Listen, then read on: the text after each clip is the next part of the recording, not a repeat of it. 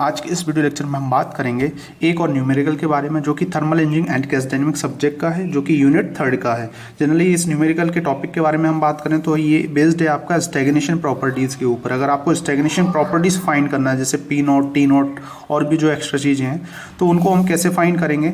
और जनरली ये डिफ्यूजर का न्यूमेरिकल है। इससे पहले मैंने एक न्यूमेरिकल और करवा रखा है, वो भी एक सिंपल न्यूमेरिकल था जो कि नोजल के ऊपर बेस्ड था, जिसमें हम one dimensional flow in duct जो है या नोजल में हम अगर एयर को फ्लो करवा रहे हैं तो उसके रिस्पेक्ट में कुछ वैल्यू हमने फाइंड की थी।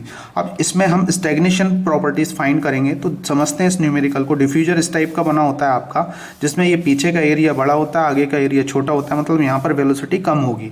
ठीक है, उसके बाद इसको जो है हम इससे जो भी एयर निकलेगा उसको हम रेस्ट करवा सकते हैं या जो भी उसका यूटिलाइजेशन करना चाहो। तो यहाँ पर ये आपकी इसकी वेलोसिटी दे रखी है डिफ्यूजर की, जो कि इंटर होगा उसकी एट स्टैटिक कंडीशन, मतलब ये अपनी पोजीशन पे रेस्ट है, स्टैटिक कंडीशन में है और एयर इसमें फ्लो हो रहा है, मतलब कोई एक्स्ट्रा फोर्स वगैरह इसमें अप्लाई नहीं कर रहे हो आप। द डिफ्यूजर एफिशिएंसी, इसकी ओवरऑल एफिशिएंसी आपको 94% दे रखा है। Determine the exit stagnation condition, यहाँ पर जब ये फ्लो होकर जाएगा और रेस्ट कंडीशन में हो जाएगी एयर, तो उसकी कंडीशन में आपको कुछ वैल्यू निकालना है। अज्यूम सीपी की वैल्यू दे रखी है आपको, गामा की वैल्यू, आर की वैल्यू दे रखी है, सब एयर के रिस्पेक्ट में दे रखी है ना। तो कैरेक्टरिस्टिक गैस कांस्टेंट ये होता है, जैसे कि हमें क्या क्या वैल्यू है, वी की वैल्यू दे रखी है। तो इसमें देखो जो एयर है वो फ्लो होगी और जाके अपनी स्टैग्नेशन स्टेट में जाके रुक जाएगी, है ना। तो यहाँ पे हम इनलेट एग्जिस्ट कंडीशन नहीं ले रहे हैं, लेकिन हम ये बोल रहे हैं कि एग्जिस्ट पे स्टैग्नेशन में चला जाएगा ये। ठीक है, तो एग्जिस्ट में जैसे स्टैग्नेशन पे जाएगा तो इसके रिस्पेक्ट में यहाँ तो टेम्परेचर दे रखा है। ठीक है, यहाँ पे आपको टी नोट का टेम्परेचर फाइंड करना है। ठीक है, और जो भी वैल्यू होंगी वो हम फाइंड करेंगे, जैसे पी नोट फाइंड कर सकते हो, टी नोट फाइंड कर सकते हो। यहाँ पर पी की वैल्यू आपको दे रखी है। अब जैसे कि वी है वो आपको दे रखा है, टी की वैल्यू आपको दे रखी है 20, लेकिन हम इसको 27 प्लस करके केल्विन में निकाल लेंगे। आपको प्रेशर दे रखा है ये इस स्टार्टिंग कंडीशन में, और ओवरऑल एफिशिएंसी आपको दे रखी है P not dash upon P not. अब जो है, अब इसमें फॉर्मूला लगाते हैं। सबसे पहला फॉर्मूला हमारा कौन सा आता है, जैसे कि मैंने आपको बताया सोनिक वेलोसिटी फाइंड करने का। तो सबसे पहले हम सोनिक वेलोसिटी फाइंड करेंगे, या इसको हम वेलोसिटी ऑफ साउंड बोलते हैं, जिसका फॉर्मूला होता है C = under root gamma RT इस। ठीक है, तो गामा RT अगर इसमें आप वैल्यू पुट करोगे तो आपका क्या आ जाएगा, 1.4 इंटू आर की वैल्यू 287 इंटू 293, ये तीनों वैल्यू मैंने पुट कर दी। तो इसमें अंडर रूट आ जाएगा आपका 11727.4 यानी 343 मीटर पर सेकेंड, जो कि एयर के लिए एक स्पेशल वैल्यू मैंने आपको बताया था सोनिक वेलोसिटी के लिए। इसके रिस्पेक्ट में हम जो आपका एरोप्लेन है या जो भी चीज़ें हैं उसकी वेलोसिटी फाइंड कर सकते हैं। तो सोनिक वेलोसिटी क्या बताता है, 1 मीटर पर सेकेंड में, मतलब पर मीटर पर सेकेंड में इतना जो है ट्रेवल करता है साउंड। ठीक है, अब हम क्या करेंगे, जैसे ही हमारे पास C की वैल्यू आई, हम मैक नंबर फाइंड कर सकते हैं। We can find Mach number easily. क्या होता है ये, V/C, object speed of object upon speed of sound. तो स्पीड ऑफ ऑब्जेक्ट जो है इसके केस में ये दे रखा है आपको 200, C का 343।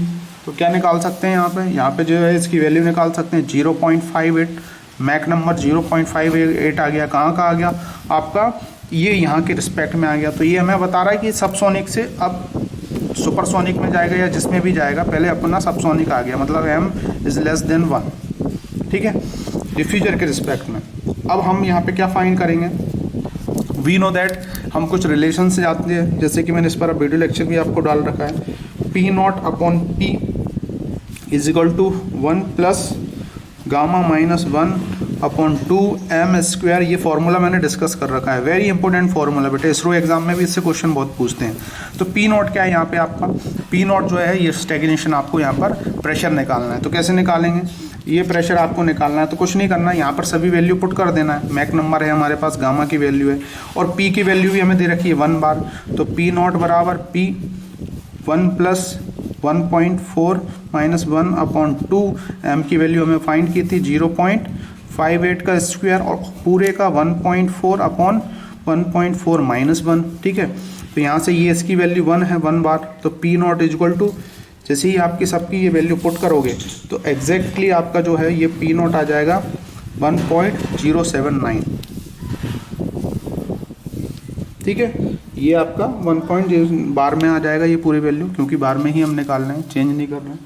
अब आपको इफ़िशियंसी दे रखी है, ये आपका तो इसके रिस्पेक्ट में आ गया, लेकिन एग्जैक्टली अगर इफ़िशियंसी हमको ये दे रखी है P not dash upon P not. तो इसके रिस्पेक्ट में अगर हम निकालें तो एफिशिएंसी है आपका 0.94 upon P not upon P. तो पी नॉट की वैल्यू कितना है हमें अभी हमने निकाला हुआ है 1.079। तो एग्जैक्टली स्टैग्नेशन स्टेट में ये एफिशिएंसी के रिस्पेक्ट में अगर इनटू करेंगे तो ये आ जाएगा 1.025 बार स्टैग्नेशन स्टेट में, है ना। ये भी है आपका, लेकिन अगर एफिशिएंसी गिवन है तो उसके रिस्पेक्ट में हम निकालेंगे तो आपकी वैल्यू आ जाएगी। अब हमें टेम्परेचर फाइंड करना है, तो टेम्परेचर का ही मैंने एक फार्मूला आपको बता रखा है, ठीक है, जिसमें होगा आपका क्या होगा 1 plus gamma minus 1 upon 2 M square. Very simple formula है। फार्मूले कैसे डिराइव करते हैं मैं ऑलरेडी डिस्कस कर रखा हूँ। टी की वैल्यू हमें मालूम है 1 प्लस ये हो जाएगा 1 अपॉन 2 ये 0.58 का स्क्वायर, ठीक है। तो जैसे ही इसमें वैल्यू पुट करोगे टी नॉट तो ये आ जाएगा आपका 312.5 केल्विन। टी नॉट भी आ गया आपका, पी नॉट आ गया, पी नॉट एफिशिएंसी के रिस्पेक्ट में भी आ गया। अगर ये एफिशिएंसी इस टाइप से नहीं दे रखी होती तो हम इसको पी नॉट मानते हैं। तो होप आपको समझ में आ गया होगा। कुछ नहीं, एक सिंपल सा न्यूमेरिकल है। ऐसे न्यूमेरिकल्स आते हैं, बस आपको फॉर्मूले मालूम होना चाहिए बेटा। स्टैग्नेशन पॉइंट की प्रॉपर्टीज़ मैंने बताई हैं आपको, T not, P not, H not सबकी बताई हुई हैं। उनको देखिए, उनको समझिए, ठीक है। उसके बाद आप पी के नाग बुक से भी सॉल्व कर सकते हैं, और भी बहुत सारी बुक है जिसमें न्यूमेरिकल दी है। इसरो एग्जाम में इससे बहुत कुछ आता है। अगर आप इसरो एग्जाम की तैयारी कर रहे हैं तो प्लीज़ मेरा बेटा आपसे रिक्वेस्ट है, गैस डायनेमिक्स ये टॉपिक है, यूनिट है, इसको अच्छे कीजिए। You can crack ISRO exam easily. 40 to 50% question इस यूनिट से आते हैं, और उसके बाद थोड़ा बहुत जो भी उसका सिलेबस है उसके अकॉर्डिंग आप देख लीजिए। तो आपकी यूनिवर्सिटी एग्जाम में भी ये क्वेश्चन आ सकते हैं। बेसिक से हम छोड़ के आ जाते हैं इन क्वेश्चंस को, वेरी सिंपल क्वेश्चन है। तो thank you for watching this video lecture, और प्लीज़ इस यूट्यूब लेक्चर को सब्सक्राइब करना ना भूलें, अपने दोस्तों के साथ क्या शेयर करें। मैं आपको गेट, IAS, PSC, आपकी यूनिवर्सिटी एग्जाम सबके ईच एंड एवरी टॉपिक जो है डिटेल में डिस्कस करूँगा, और इससे आपको बहुत बेनिफिट होगा। अगर आप क्वेश्चन सॉल्व करेंगे तो आपको क्वेश्चन भी जो है गेट वगैरह के सब आसानी से हो जाएंगे, है ना। तो अब हम अगले वीडियो लेक्चर में इसका नेक्स्ट टॉपिक डिस्कस करेंगे। अब मोस्टली ये यूनिट फिनिश की तरफ ही है, उसके बाद हम फिर 4th यूनिट स्टार्ट करेंगे जो कि एयर कंप्रेशर है। वेरी इंपॉर्टेंट यूनिट, गेट में आता है उससे क्वेश्चन। तो thank you for watching this video lecture. मिलते हैं नेक्स्ट वीडियो लेक्चर में, जो कि इसी का एक नेक्स्ट टॉपिक होगा।